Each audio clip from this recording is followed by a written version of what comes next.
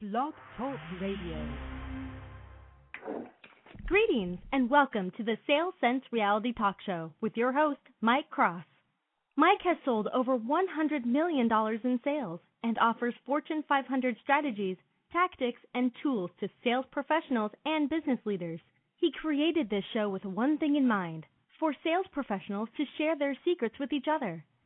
Join us every Wednesday at 12 to 12:30 Eastern Time, or sign up for updates on Mike's mailing list at salessensesolutions.com. Mike appreciates you listening and wishes you good luck on your next sales call.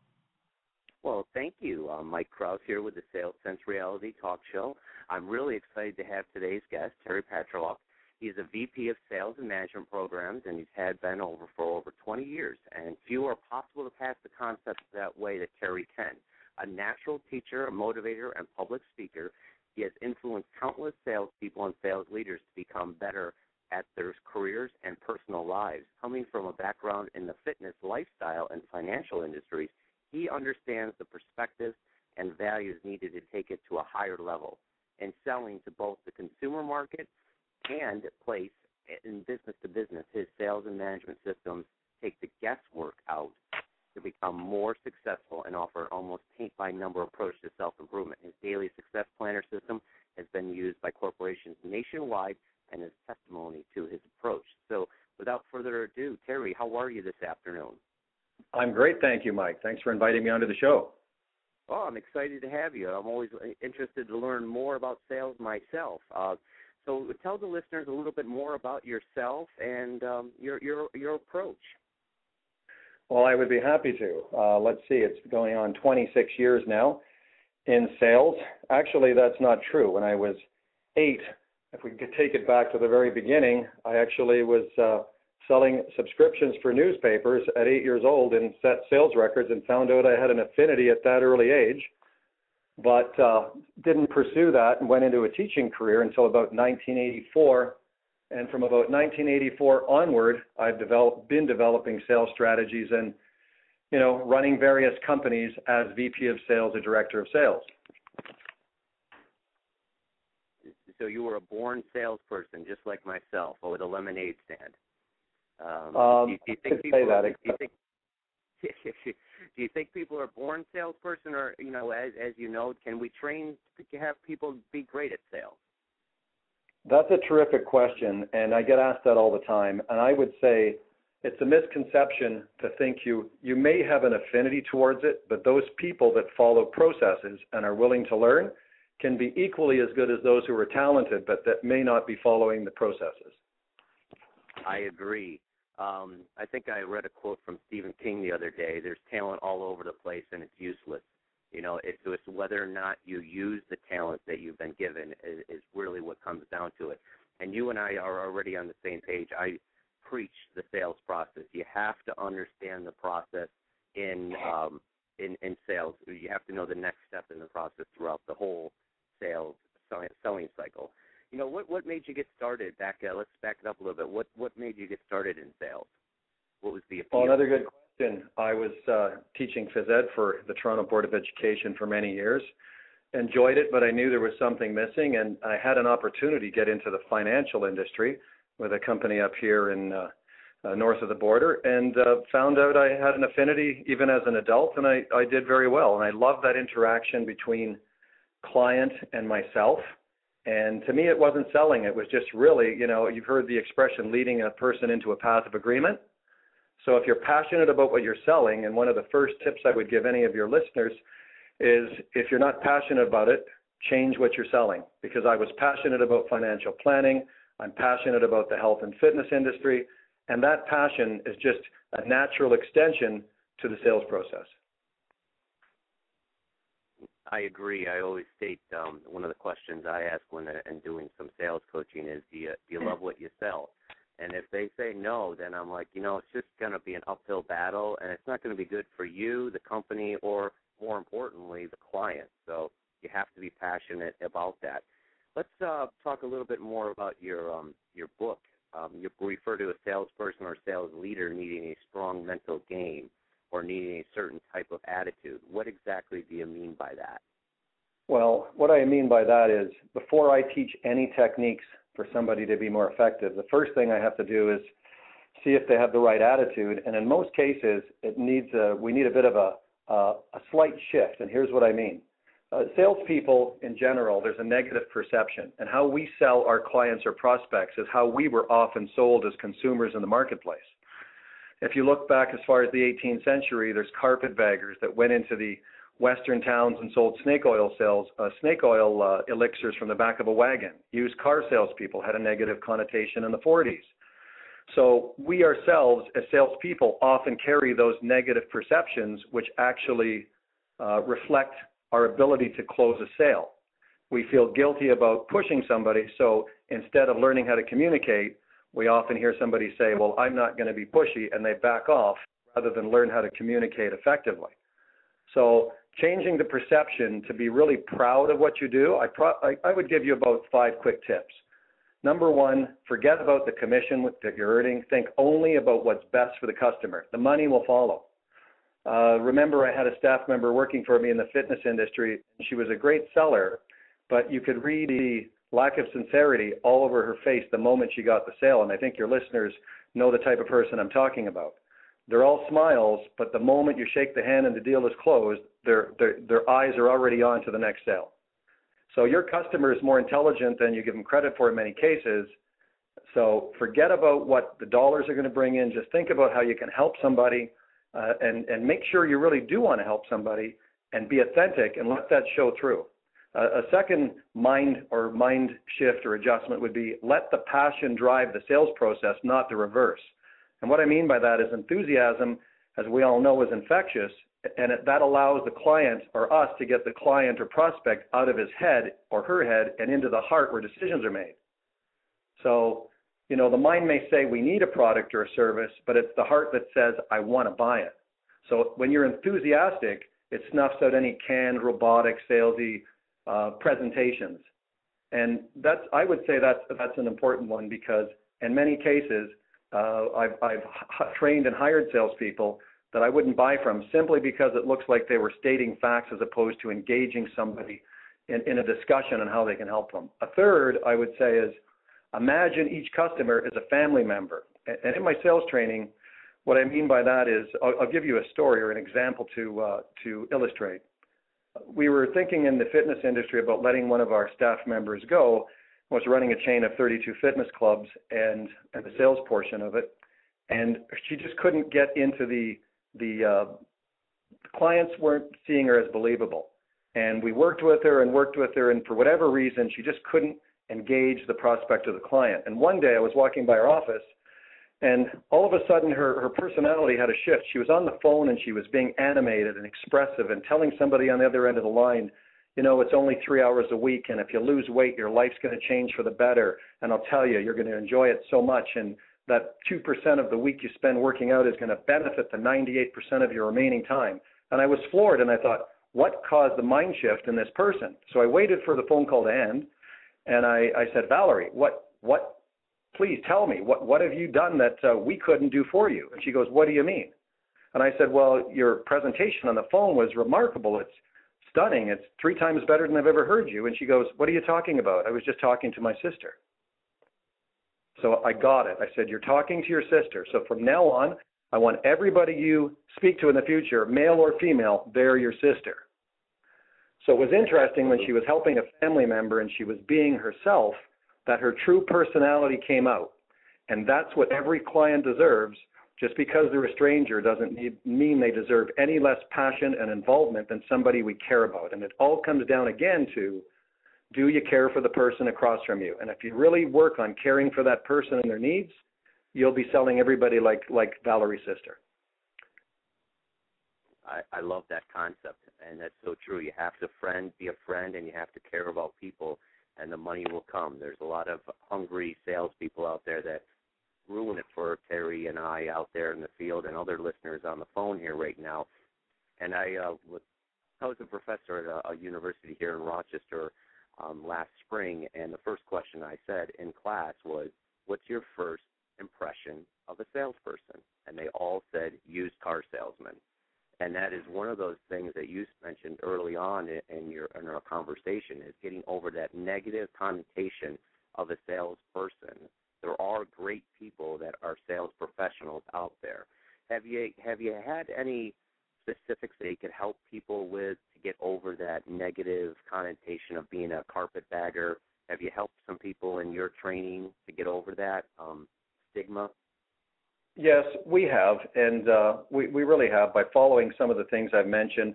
Another one that has helped them is obviously, and hopefully everybody listening, or almost everybody listening, is applying this, using the service or product yourself. I remember hiring the self-proclaimed world's best vacuum cleaner salesman, again in the fitness industry, and he couldn't sell. And one of the reasons why is he didn't identify with the product. So whatever it is you're selling, make sure you're using that product. That's why travel agents are sent to destinations, so they can feel and see where the client or the traveler is going to be, and then they go back and they're able to explain that. The same with any product or service. We have to make sure we're buying into it ourselves, and only through that buy-in do you now transition, and it's subtle, but it's profound. You transition from salesperson to person that's passing on information that you're truly internally excited about. You have to be excited about the product, and that's one of those E's. You have to be excited and have a lot of energy in a sales call. So many times I sit down with another salesperson that's trying to sell me, and they're just not engaged. They're not excited. They don't have that high energy, or I refer to the 3 E's. They just don't have it, and it takes me as a buyer away from it. You have to be excited about your product.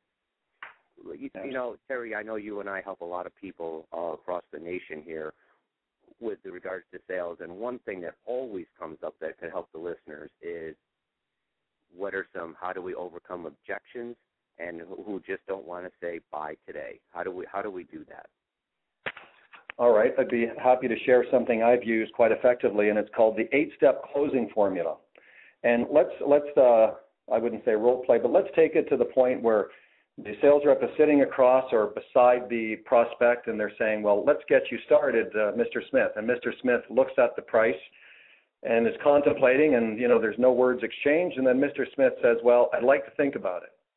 The first thing that salespeople do, which they shouldn't do, is say, what do you want to think about? As soon as they say, what do you want to think about, obviously, the person's back's going to go up and they're already got a chip on their shoulder. So I would rephrase that into saying something as follows. If you don't mind me asking, Mr. Smith, what's on your mind? Maybe there's something I can assist you with. So a slight change in verbiage allows the person to open up, and then you can find out what the objections are. So to repeat, what do you want to think about, as opposed to, or instead of what do you want to think about, it's, I see there's something that's still on your mind, you're not quite convinced. So if you don't mind me asking, what's on your mind? Maybe there's something I can still help you with, or at least I'd like to try. And that shows an honest intent to find a solution to their problem. Now, the client will now give you an objection, and that's where the 8-step formula takes over. The client says, well, I just can't make my decision up today because I'd like to speak to my wife about it, or I'd like to shop around. And those are two common objections in any sales industry. So step one is don't be so quick out of the gate, listeners, to have an answer. You've given your presentation maybe 100 or 1,000 times. That person might have only been in that situation 1 or 2.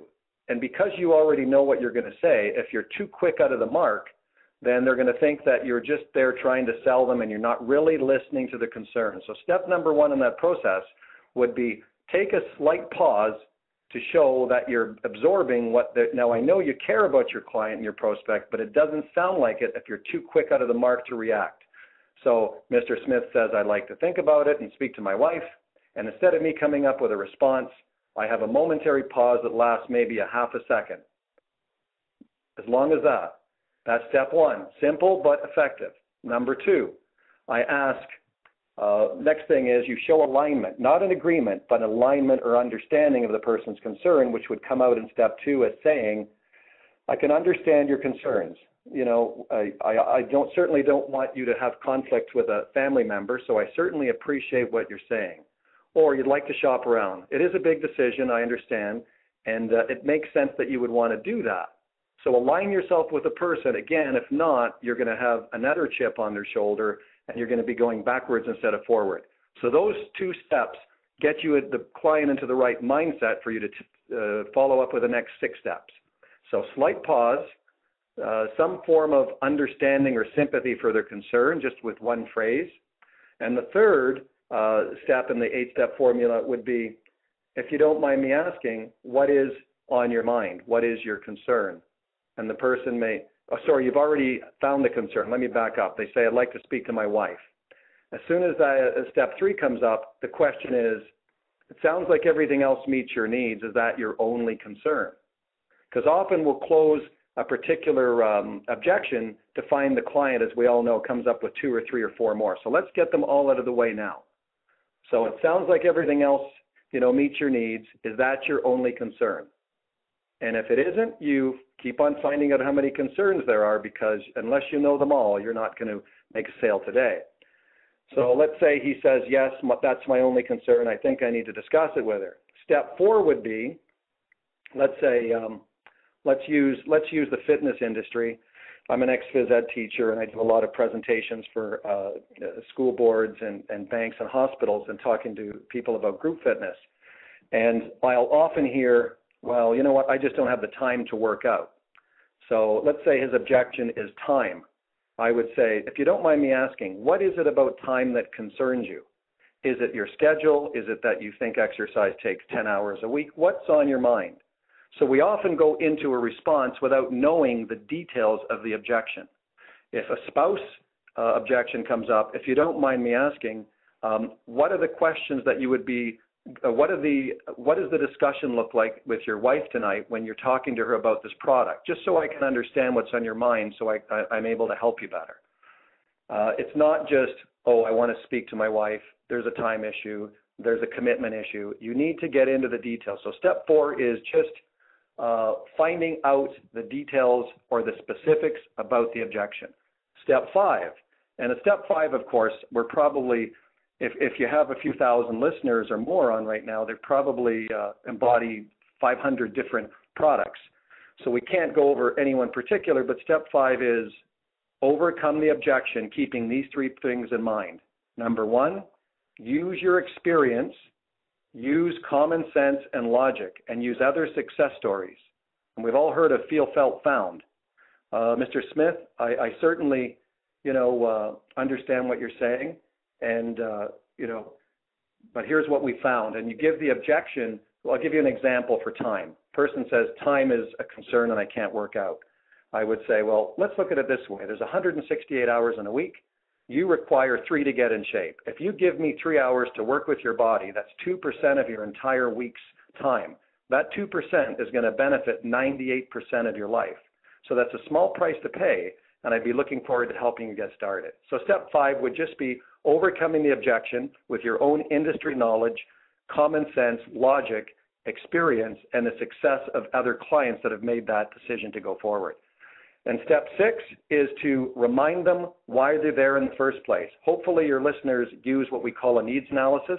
A needs analysis is used in the financial industry, the time-sharing industry, financial planning, fitness, travel agents, where they find out the client's needs so that they can better affect a solution to help them reach their specific goal. So the needs analysis is great for determining what the client wants to do. Step 6 just reminds them of their needs. So, Mr. Smith, you mentioned that you wanted to have financial freedom in 6 years. I think this is a great goal, and that's why I'm recommending this midterm product. You don't lock your funds in for 12 or 15 years, and you're going to get great dividends in that time period, and then can decide what you're going to do with the funds at that point in time if you still want to roll them forward. So you'll only know that if you found the client's needs through a needs analysis. So 6 is just bringing up and reminding them of why they're there in the first place based on what you've already found out in the presentation. And 7 is, of course, asking for the order again, which many salespeople forget to do or are intimidated to do. And the best way to do that is, close them on a personal note. And here's what I mean by that. Mr. Smith, I'm looking forward to working with you. I think you're going to be a great customer for us for years to come. Let's get you started. And if you're brave enough, offer the handshake. And that's probably a different topic altogether that we can talk about for 10 or 5 minutes, which we maybe won't do right now. But offering that handshake shows confidence and straightforwardness. And if the client doesn't take your hand, of course, you can just respond by, I see there's still something on your mind. Do you mind me asking what it is to see if we can, still help you here? So that's step 7, which is just closing them on a personal note, not just saying a question that results in a yes or no answer. Can we get you started today? It's more so like, I'd love to work with you. You're a great person. Let's get you started. And then the 8th step, we started with a slight pause, and of course, we all know we end with a pause again. So in review, slight pause to show that you're not in a rush. Step 2, understand their concern. Step 3 would be to ask the nature of the specific, make sure there's no other objections. Step 4 is to delve into the details of the objection so you understand them better. Step 5, overcome with logic, common sense, and experience. Step 6, remind them why they're there in the first place based on your needs analysis. Step 7, close them on a friendly, personal note that doesn't have a yes or no answer. And step 8, of course, pause and wait for the response so you know what to do next. Very thorough step process when handling the objections, and everyone does know the feel, felt, found, I hope by now. If not, that's a good one too. And I like how you're pausing, because one thing for sure, you brought up 2 great points there, is the pausing, because most sales reps just go up and do what I refer to as spray and pray. They talk about all the products, features, they avoid the benefits, and they just overwhelm the client, and then they just never get the sale. And the second thing is 85% of salespeople never ask for the order. And I like your process there that you're asking again for the order, because sometimes I've been with salespeople, they go, well, is there anything else that you need to know? Nope. And they go, okay, well, you should have some time to think about it. That person has just completely avoided the sale by just not listening carefully to their client or prospect. So very good. I love the process. I'm big on process. So before we get to the objection, though, what are your thoughts on cold calling as a prospecting method, Terry? Well, again, another controversial question. I've given seminars where we've got people with 20-year sales experience that have built up their networking and their client base, and they're against cold calling only because they don't think it's necessary, because they've already created their database and their customer base. Somebody getting started in the industry or who has a high turnover of product through no fault of their own is going to be always cold calling to a degree. And I've learned a valuable lesson in cold calling probably 22 years ago in the fitness industry. My mentor at the time said, Terry, I want you to make 100 calls a day.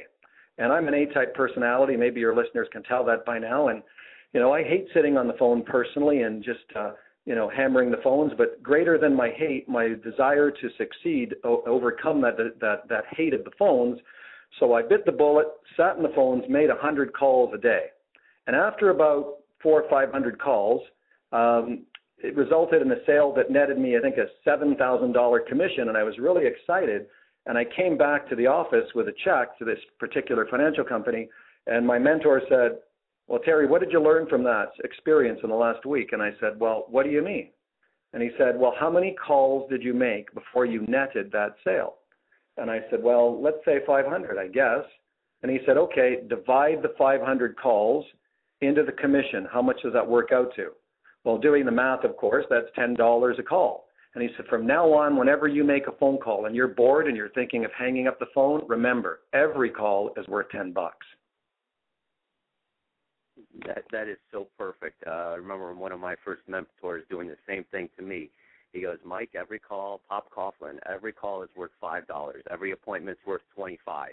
And you just backwards, you begin with the end in mind, and you start out with the commission that you earned, and that cold calling can work, or the activity drives success. There's no question about it.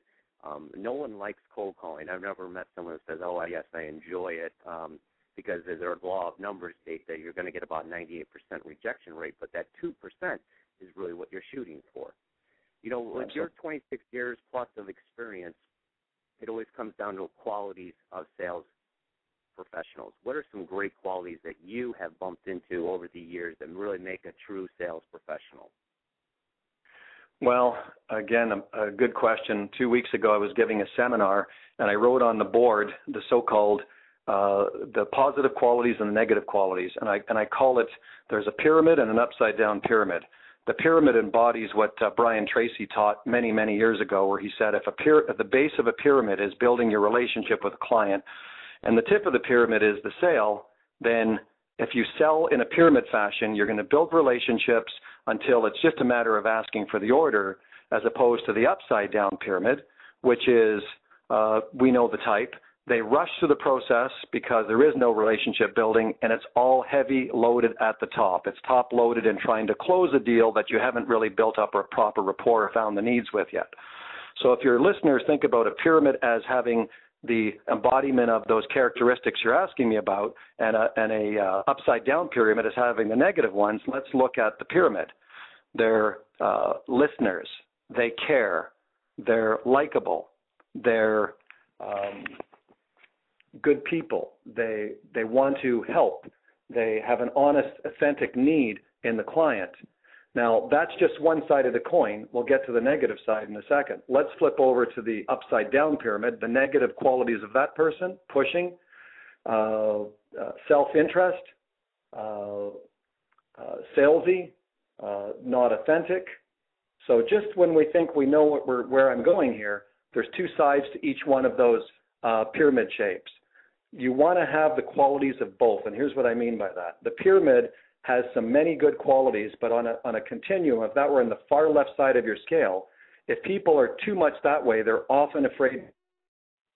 So you want to take the best of those, which are listening skills, caring about other people,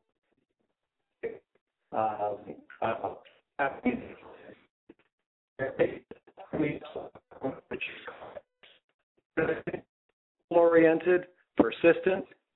So if you're too far to either side, it can come back to bite you, so to speak.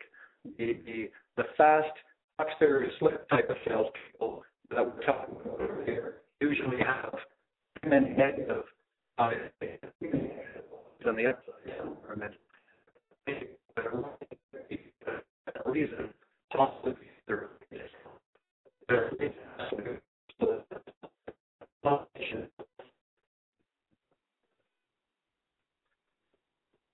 Terry? Yes, very good points indeed. Thank you so much for your time. We have to close it down here a little bit, but I want to have you tell the listeners a little bit more about how they can get a hold of you and your books, and just a little bit more about you, how they can reach out to you.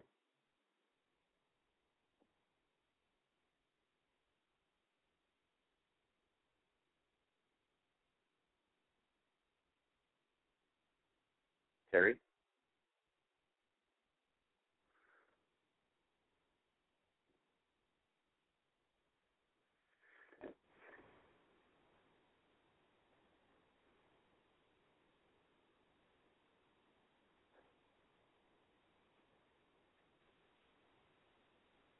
Go ahead.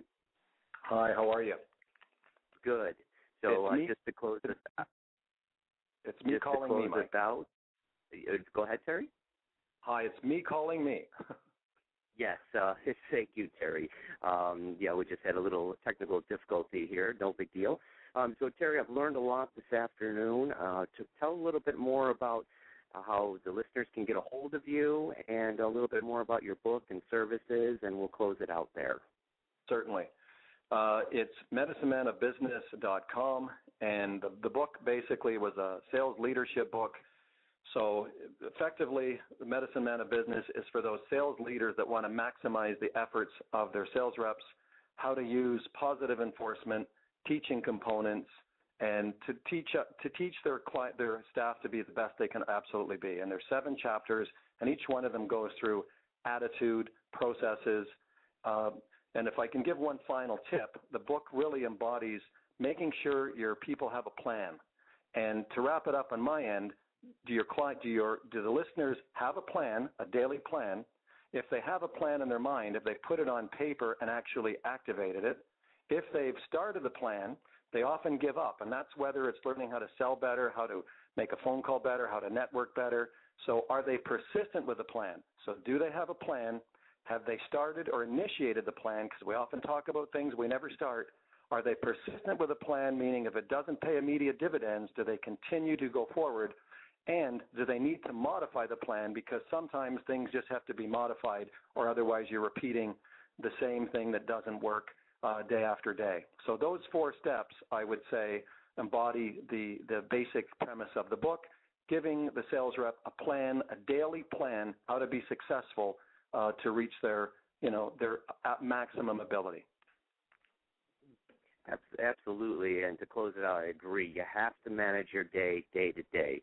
You can't wait 29 days in the month and then all of a sudden try to make your end of the month number. Of course, that does sometimes work after you've done 29 days worth of work, but I see a lot of times people not planning their day, not planning their month. So I encourage all the listeners to go out and visit Terry and purchase his items and reach out to him. He's got a lot of knowledge, and I really enjoyed our time this afternoon. I wish everyone good luck on their next sales call, and we'll talk to you next week at 12 o'clock Eastern Time. Thanks again, and enjoy your day. Thank you, Terry. Thank you, Mike. Bye now.